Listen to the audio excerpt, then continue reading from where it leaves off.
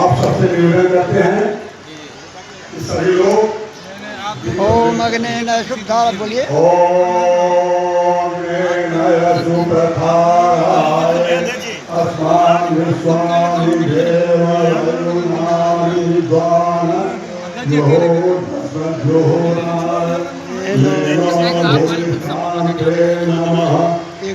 सम्मानित माननीय जनप्रतिनिधिगणों का हार्दिक हृदय की अनंत गहराइयों से स्वागत, अभिनंदन, अभिवादन, वंदन, चंदन स्वागत करें हमारे बीच में। हाँ जी,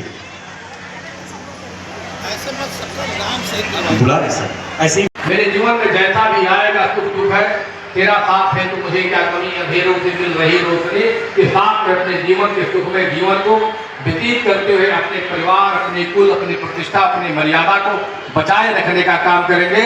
लेकिन जब हम कृतज्ञता कर्मों के धरोहर के रूप में जिसे हम जानते हैं, हमारे संघर्षों के साथी हरैया के माननीय विधायक के प्रतिनिधि श्रीमान करोड़ मित्र जी,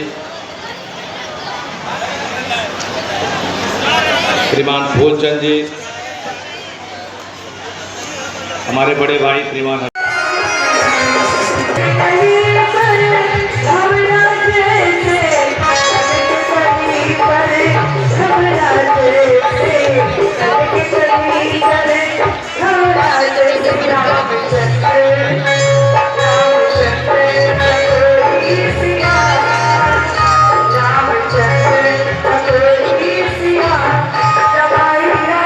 कि बेटी मेरे घर में जन्म आई, उसकी पढ़ाई कैसे होगी, पढ़ाई के बाद कमाई कैसे होगी, कमाई के बाद सगाई कैसे होगी, इन्हीं सब विषयों को लेकर समाज का जो जिनके पास अर्थ की व्यवस्था ठीक नहीं है उसी में उलझा रहता है। ऐसे में हम कहना चाहते हैं कि भारत की ऋषि परंपरा, उसके पुष्ट वैचारिक धरातल के उन्नायक, संयम, साहस, शौर्य के प्रतीक, समता, ममता, समरसता मूलक समाज के संस्थापक, दुनिया के करोड़ों करोड़ों कर्मगारों के प्रेरणा स्रोत, भारतीय संस्कृति के संवाहक, सनातन के संरक्षक के रूप में केंद्र सरकार के प्रधानमंत्री नरेंद्र भाई मोदी, उत्तर प्रदेश के माननीय मुख्यमंत्री पूज्य योगी आदित्यनाथ जी महाराज जी ने कहा कि बेटियां हमारे लिए सौभाग्य का विषय है, बेटियां हमारी लक्ष्मी है, बेटियों के जन्म पर हमारे परिवारों में उत्सव होना चाहिए, उनकी पढ़ाई की, उनकी कमाई की, उनकी दवाई की व्यवस्था सरकार करेगी। यह होता है जब कोई ऐसे संवेदनशील सरकार होती है जो हृदय स्पर्शी, सब स्पर्शी के माध्यम से समाज के समता, ममता, समरसता मूलक समाज की स्थापना करते हुए प्रत्येक समस्याओं का निदान करने का जो संकल्प उत्तर प्रदेश के माननीय मुख्यमंत्री पूज्य योगी आदित्यनाथ जी ने लिया है।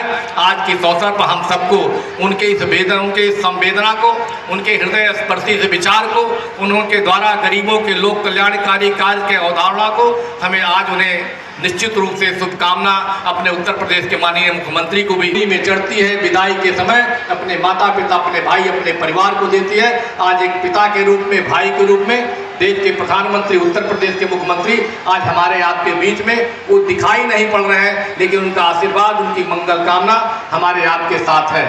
जब बेटियां जन्म लेती तो लोगों के मन में जो कुंठाएं हुआ करती, वह कुंठाएं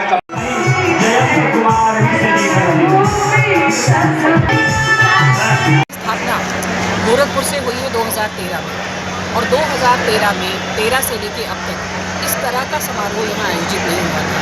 अपने तैनाती के बाद से मेरे दिमाग में ये बात थी कि जब तक योजनाओं को हम सामूहिक रूप से नहीं वितरित करेंगे, एक बड़े जनमानस तक इसका मैसेज नहीं जाएगा।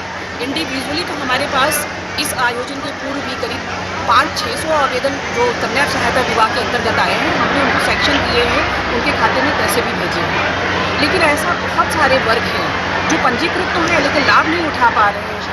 मैं आज मीडिया बंधुओं को और इस चैनल के माध्यम से ये एक रिक्वेस्ट कर रही हूँ या एक आह्वान है मेरा कि इससे क्या होगा कि जो लोग वंचित हैं उनके मन में एक आशा होगी कि अगर वो आवेदन करते हैं तो ये कार्यक्रम ही उनका संदेश बनेगा, प्रचार का माध्यम बनेगा। इसलिए मैंने इस समारोह उद्देश्य क्या होता है? उद्देश्य है श्रमिक भाइयों की सहायता करना। श्रमिक भाइयों की बेटियों की शादी में हम उनको 85,000 डायरेक्ट डीबीटी के माध्यम से उनके खाते में दे रहे हैं।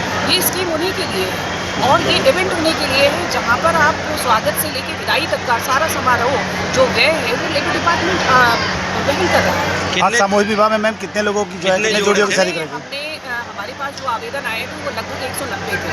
हमें उम्मीद थी कि 200 जोड़े का हो जाएगा। वेरिफिकेशन होते होते या कुछ लोग बॉम्बे से आ नहीं पाए, कुछ जोड़े सिद्धार्थनगर से नहीं आ पाए हैं।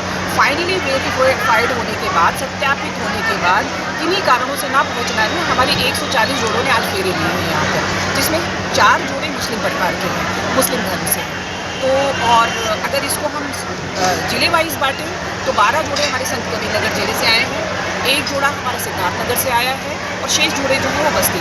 ठीक मैम, जो 140 जोड़ों की शादियाँ कराई गई हैं ये मतलब बस्ती मंडल मिलाकर हुए हैं? ये मंडल